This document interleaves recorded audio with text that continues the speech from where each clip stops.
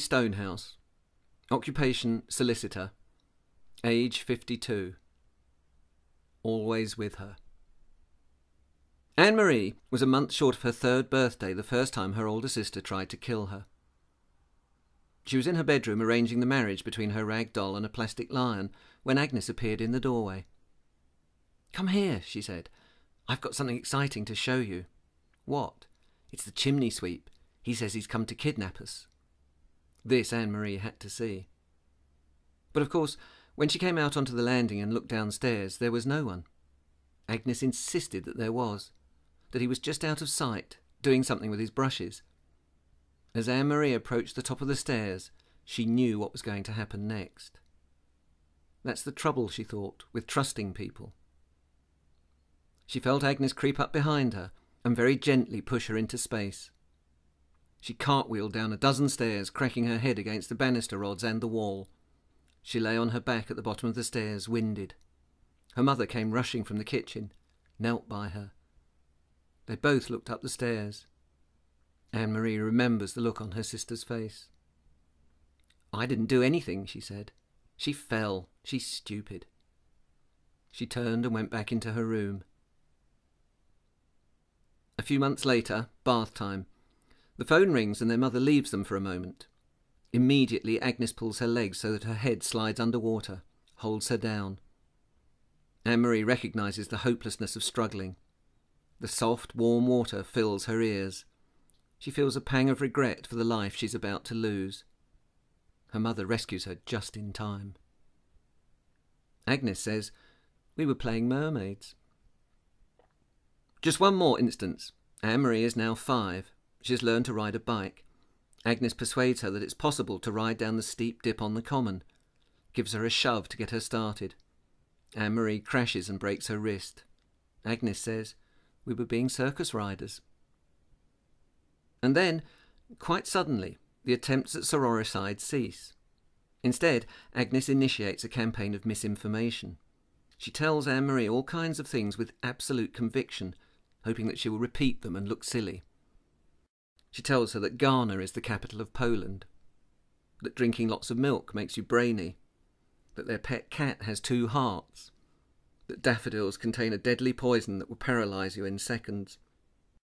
Instinctively, Anne-Marie mistrusts what she is told, but she knows that unless she appears to take it at face value, Agnes cannot be placated.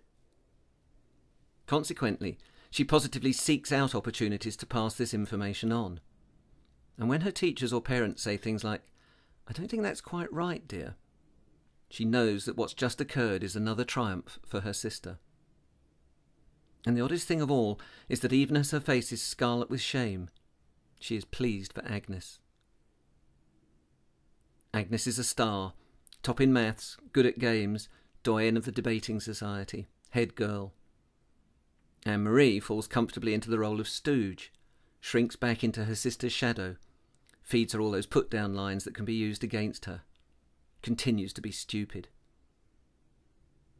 And this goes on forever, throughout the whole of their childhood, even though the precise nature of the rituals changes and evolves. The misinformation trick flickers into life less frequently than it used to. Riding your bike gives you permanent periods. But this does not signal the end of hostilities. Agnes has a new way of making her presence felt.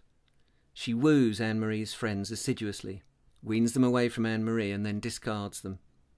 Flirts with the boys Anne-Marie brings home. Anne-Marie can't muster the energy to fight for them. Surrenders them without protest. And even as she hides in her room crying about the loss of another potential beau, she knows that she will continue to invite them home. Continue to act as her sister's procuress. Because that's the natural order of things. And then they grow up. Anne-Marie finally learns that she has an independent existence, which is another way of saying that she learns not to care what Agnes says, thinks or does. She doesn't stop loving and admiring her sister, but no longer regards her as the bedrock of her own existence. No longer takes all her cues from her. She's just too unreliable, too spiteful. Relatively late in her school career, she discovers that she too is clever. Phew. Does well, goes to prestigious university, takes good degree, gets excellent fulfilling job, meets reasonable bloke, marries him, has kids who don't quite go off the rails, even though it's a pretty close-run thing, discovers she's popular, has lots of friends, has okay life. And just as suddenly as this happens, Agnes wants to be her best friend, wants to be involved in her life, seeks her opinions, defers to her knowledge in certain areas, acts with uncomplicated friendliness and respect. Initially, Anne-Marie is sceptical. This must be another of Agnes's tactics, a new way of punishing her for having been born. But as the years pass, Agnes grows ever fonder. They don't live in one another's pockets, but meet up regularly. They go to galleries and concerts together, walking holidays. To everyone they seem like two sisters who genuinely enjoy each other's company. But if you were to listen in to their conversation, you would quickly realise that they never talk about the past.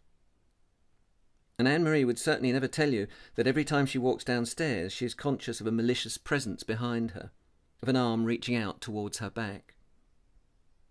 That she braces her feet against the end of the bath to avoid being suddenly dragged under. That she has never learned to drive because she knows that she would be timid and faltering in traffic. That, try as she might, she profoundly mistrusts her own thoughts and ideas. That Agnes is always with her.